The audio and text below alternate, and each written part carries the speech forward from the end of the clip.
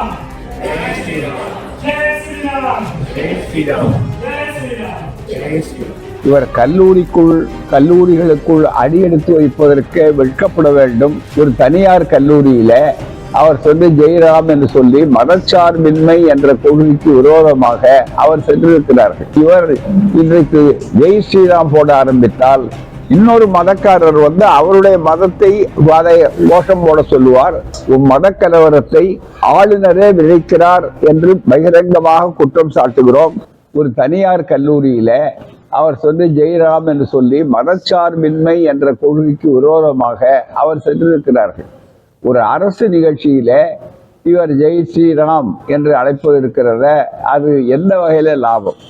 ராமர் காப்பாற்றப்பட்டார். ஏற்கனவே அரசியல் சட்டம் உச்சநீதிமன்றம் அவரை கைவிட்டு விட்டது, பதவி விட்டு விலக்க வேண்டும். ஆனால் பதவி விட்டு விலக்காமல் இதிலிருந்து மற்றவர்கள் இருக்கிறார் என்று சொன்னால் அவர் சாவி கொடுத்த ஒரு பொம்மையாகத்தான் இதுவரை இருக்கிறார்கள்.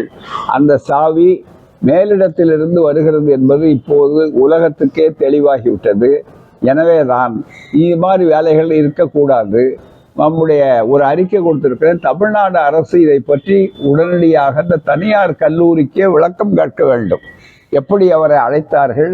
அழைத்தது கூட பரவாயில்லை, அதையும் தாண்டி என்ன சூழ்நிலை என்று சொன்னால் முழுக்க ஒரு மதச்சார்பின்மைக்கு விரோதமாக இவர் இன்றைக்கு ஜெய் ஸ்ரீராம் போட ஆரம்பித்தால் இன்னொரு மதக்காரர் அவருடைய மதத்தை கோஷம் போட சொல்லுவார். இன்னொரு மதக்காரர் அவருக்கு எதிராக பேசுவார். ஆகவே தமிழ்நாட்டில் மத கலவரங்களை உருவாக்குவதற்கு அவர்கள் முயற்சித்திருக்கிறார்கள்.